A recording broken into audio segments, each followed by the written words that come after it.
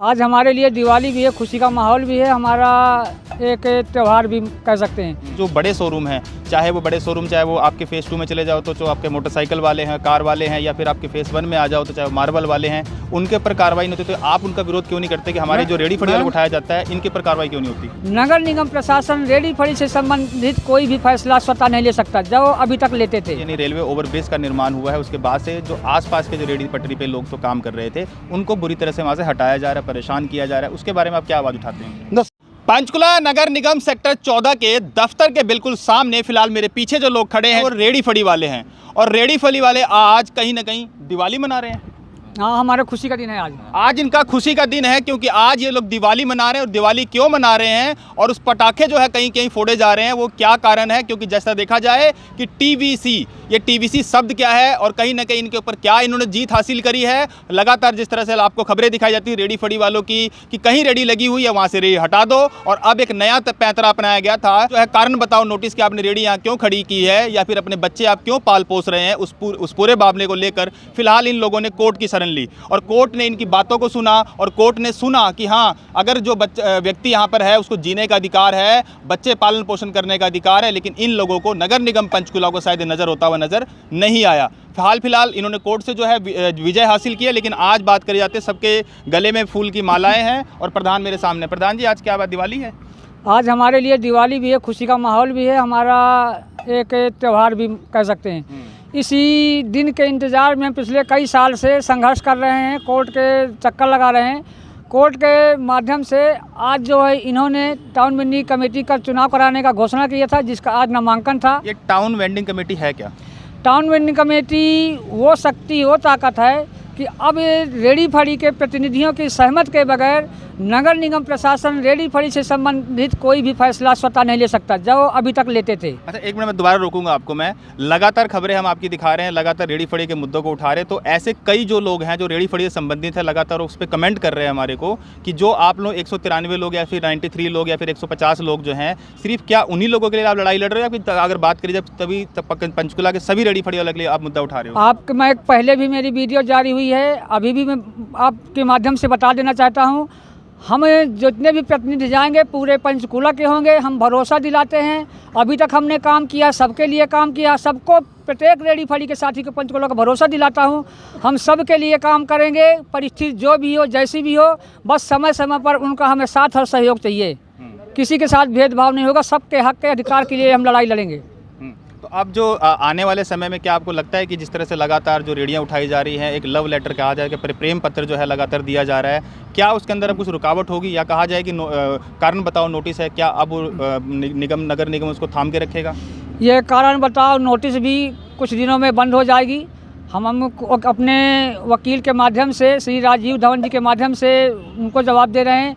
इस पूरी लड़ाई में हमारे श्री राजीव धवन जी, एडवोकेट जी का बहुत बड़ा सहयोग है, उनका भी मैं आपके माध्यम से कोर्ट को धन्यवाद करना चाहता हूं। जितनी तारीफ़ करूं उतने कम है। साथ ही अब किसी भी साथी को किसी भी तरह की समस्या जो आएगी, हम उसके लिए हम लड़ेंगे। बशर्ते आपके माध्यम से मैं पंचकुला के तमाम रेडी फड़ी के साथियों से अपील करता हूं कि कोई भी साथी रोड में, पार्किंग में या किसी गलत जगह में अपनी रेडी लगा करके रास्ता या कोई चीज़ का अवरोध न उत्पन्न करें, कि जिससे प्रशासन को हमारे ऊपर हावी होने का मौका मिले और हमें जवाब देने काबिल न बचे। लेकिन सुनने में तो ये भी आया था कि आपको दबाने की कोशिश की गई थी, आपको मॉडरेट करने की कोशिश की गई थी, और इलेक्शन जो है ना होने की कहीं ना कहीं आपको दबाव बनाया गया था, वो क्या मामला था? नहीं, दबाव तो नहीं बनाया गया, हमारी राय मशवरे ली गई कि अगर आप लोग सहमत हो जाएँ तो इलेक्शन ना हो, जिससे आपका भी 1 महीने का टाइम बचेगा, जो भाग दौड़ करोगे हमारा भी बचेगा, आप अपना काम व्यवसाय करोगे, हम अपना काम करेंगे, इसलिए वो चर्चा कर रहे थे। लेकिन हमारी बात एक पॉइंट पर फंस गई। हम चाह रहे थे, हमारे लोग चाह रहे थे कि वर्मा पटेल दोनों इस टीवीसी के मेंबर रहें, लेकिन वो एक आदमी को हटाने के लिए कह रहे थे, उनकी कुछ मजबूरियाँ रही होंगी। इस बात को लेकर थोड़ा सा हल्का सा मतभेद हुई है, लेकिन ऐसा नहीं कि हम जो है एक दूसरे के खिलाफ हो गए और वो हो गए। अच्छा, अपना पटेल जी, एक और मामला हुआ था जब आप वहाँ पर नामांकन करने सेक्टर 12 कम्युनिटी सेंटर में गए थे, तो क्या रेडी फड़ी वाले इतने गिरे हुए हैं, या फिर उनको दिखाया गया इतना गिरा हुआ कि उनको ज़मीन पर बैठाकर उनको नामांकन कराने के लिए मजबूर किया गया? क्या नगर निगम में कुर्सियाँ नहीं थी, या फिर आपको अपमान का कहीं ना बोधित करना था और आपको अपमानित करना था? देखिए, इसको हम ज़्यादा बड़ा इशू नहीं बनाना चाहते। हमारी निगाहें सिर्फ है और सिर्फ है टाउन वेंडिंग के नॉमिनेशन पर थी, हम कहाँ बैठ रहे हैं, कहाँ खड़े हो रहे हैं, इस पर हमारा ध्यान नहीं था। हमारा मुख्य फोकस था कि हमारा नामांकन हो जाए, निर्विरोध हो जाए।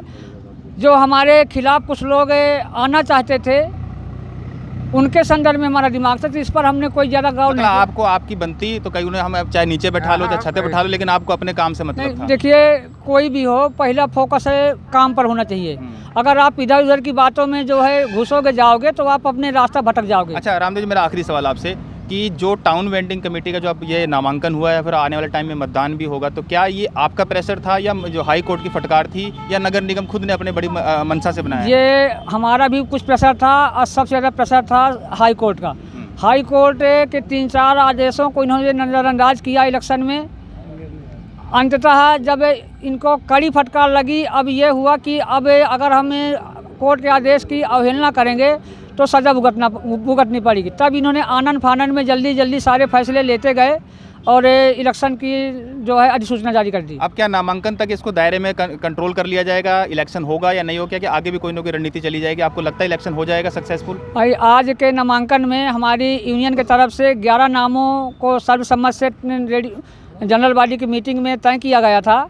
उन्हीं 11 लोगों ने आज नामांकन किया है, बाहर का कोई नहीं आया। कुछ और लोग थे जो नामांकन करना चाहते थे, लेकिन वो समय के पाबंद नहीं थे, तो वो समय मैं कह रहा हूँ मतदान आपको लगता है कि इलेक्शन हो जाएगा कि नहीं होगा? नहीं, अब तो हमें ये उम्मीद है, अब होना भी चाहिए कि अब मतदान नहीं होगा, क्योंकि 8 लोगों को लेना है इनको, 3 लोगों को हम विड्रॉ कर लेंगे जो भी आपस में चर्चा करके, तो मतदान होने को, यदि हमारे कोई कंपटीशन में होता तब तो मतदान होना था। इसी बात पर हमारा पेंच फंस गया था कि अगर आप मतलब कहा जाए कि आप लोग जीत चुके हैं और आपको आज मतदान बिना हुए ही, और आप कम से कम इसके मेंबर बन चुके हैं। हाँ, अभी की स्थिति तो यही बता रही। अब वो फार्म उनको देखना है, जांचना है, पड़ताल करना है, क्या नुक्स निकालते हैं, कैसे उसको आगे आपको लगता है कुछ कि आसार के नुक्स निकाल कर, कोई कमी निकाल कर आपको इस टाउन वेंडिंग कमेटी से बाहर कर सकते हैं? वैसे करना नहीं चाहिए, क्योंकि ऑप्शन ऐसा नहीं है कि करना चाहिए। फिर किसी को मन की बात को क्या कहा जा सकता है। चलिए, तो फिलहाल रामदेव जी मेरे साथ थे और आज ये जीत का जश्न मनाते हुए नजर है, लेकिन साथ में जननायक जनता पार्टी से राजेश जो है, यहाँ के जो स्थानीय पार्षद हैं, वो भी मौके मौजूद है। क्योंकि जिस तरह आपको याद होगा, आज से कुछ दिन पहले जो जननायक जनता पार्टी से शहरी प्रधान थे OPC आग, उन्होंने काफ़ी जोर विरोध भी किया था यहाँ पर आपके साथ खड़े होकर। हाँ, उन्होंने विरोध भी जताया था कि यहाँ पर रेडी फड़ी वालों के साथ उन्होंने खड़े हैं। लेकिन आज अगर बात करी जाती है तो स्थानीय पार्षद जो राजेश पार्षद है वो भी साथ में। राजेश जी, आप यहाँ पर पहुँचे हैं, किस तरह से इन लोगों के मुद्दे को देखते हैं आप? सबसे पहले तो मैं आपको बताऊँगा कि आज का दिन है, एक तो बहुत बड़ी रेडी फड़ी वालों के लिए और हमारे लिए भी खुशी का दिन है, क्योंकि आज इतने दिनों बाद टाउन वेंडिंग कमेटी का चुनाव हो रहा है। आपसे पहले जो भी टाउन वेंडिंग कमेटी बनी, उसमें चुनिंदा लोग ही होते थे और अपने मनमर्जी करते थे।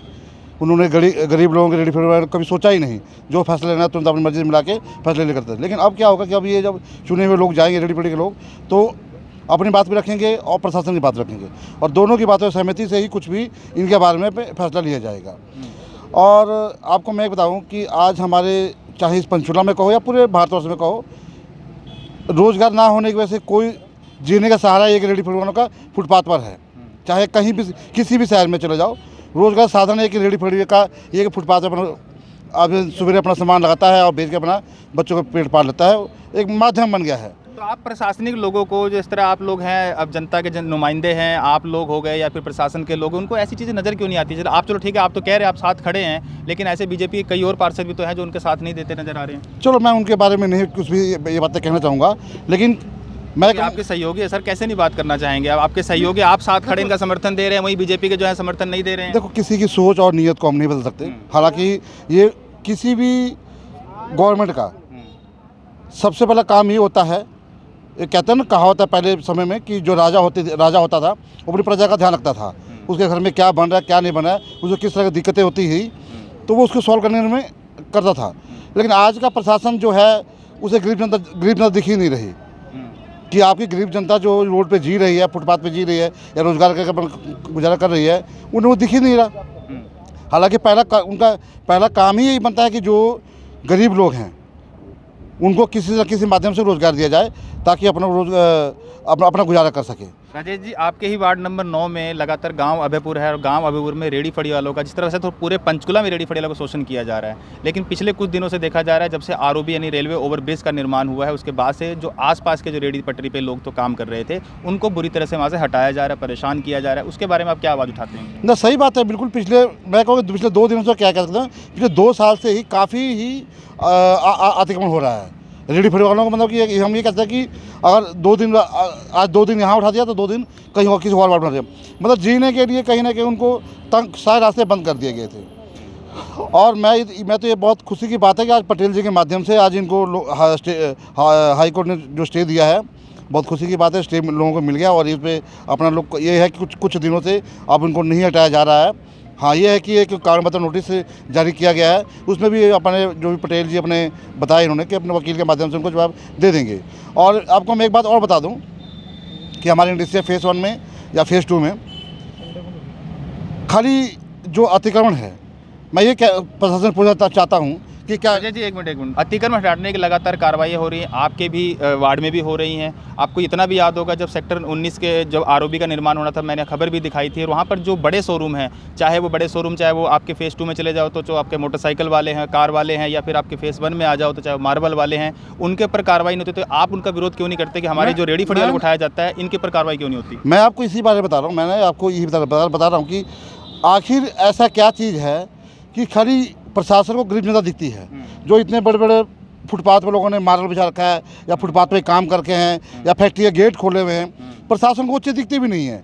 हालांकि कल मेरी परसों इस बारे में बहस भी हुई, राजवीर सिंह जो सुप्रीम था उससे बहस हुई है कि आप जो कारण बताओ नोटिस जारी कर रहे हो पब्लिक को, इसमें ये लिखा हुआ बाकायदा कि जो फुटपाथ पर जो भी काम करेगा हम सबको नोटिस देंगे। लेकिन खाली उन्होंने कल रेहड़ी फड़ी को नोटिस दिया। हालांकि उसमें एक ये भी लिखी हुई थी कि फुटपाथ पर लोगों को चलने दिक्कत होती है। मेरा सवाल ये था कि आप उसका विरोध करते हुए नजर आ रहे हैं क्या?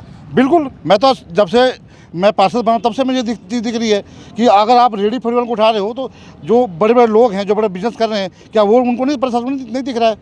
अब उनके पास कुछ करते नहीं है, वो ये कहते हैं कि हम इनके लिए अलग कार्रवाई करेंगे, जबकि अलग कार्रवाई कभी होती नहीं है। चलिए, अलग कार्रवाई कभी होती नहीं है और लगातार जो है गरीब को परेशान करने की या गरीब को प्रताड़ित करने की लगातार जो बातचीत है वो देखने को मिलती है। लेकिन आज अगर बात करी जाती है तो टाउन वेंडिंग कमेटी जो इन लोगों के लिए दिवाली जैसा माहौल है और फिलहाल इन लोगों की जीत जो है फिलहाल एक पायदान के ऊपर बढ़ती हुई नजर आई है। अब आगे समय में देखना ये रहेगा कि क्या जो रेहड़ी फड़ी वालों के ऊपर जो कार्रवाई लगातार निरंतर चलती आ रही है तो क्या वो भी आगे उस पर स्थिर क्या विराम लगेगा या नहीं। लेकिन ये एक बात जरूर बता देते हैं आपको कि जिस तरह से उन्होंने बताया 11 लोगों की जो टीम है उस टीम के अंदर 11 सदस्य थे, जिसमें से 3 सदस्यों को ये लोग विड्रॉ करेंगे तो 8 लोग जो सदस्य बच जाते हैं। तो कहीं ना कहीं जीत इनकी जो है, क्योंकि इसके विरोध में कोई भी वोटिंग वगैरह नहीं होगी। तो ये लोग टाउन वेंडिंग कमेटी के फिलहाल एक कार्यकर्ता बन चुके हैं। अब देखना ये रहेगा कि आने वाले समय में किस तरह से कार्रवाइयाँ होती हैं और नगर निगम का जो ये विंग है यानी कि अतिक्रमण हटाओ विंग है, क्या वो आज भी आने वाले समय के अनुसार जो है सक्रिय नजर आएगा या नहीं, ये देखने वाली बात होगी। खबर को शेयर जरूर कीजिएगा। तकरीबन जितने भी रेहड़ी फड़ी वाले इस पंचकुला में हैं ये खबर सभी के लिए है, किसी एक के लिए खबर नहीं है। और ना ही जो लोगों ने स्टे ले रखी है या कितने लोग थे स्टे वाले? 150 लोगों के लिए खबर नहीं है। जिन जिन लोगों के सर्वे हुए और सबसे बड़ी बात जो लोग अपने पेट के लिए बाल बच्चों के लिए अपना छोटी मोटी रोजी रोटी चला रहे हैं, ये खबर उन सभी के लिए है। और जो ये जीत है ये उन सभी की जीत है, किसी एक या किसी 150 लोगों की नहीं है।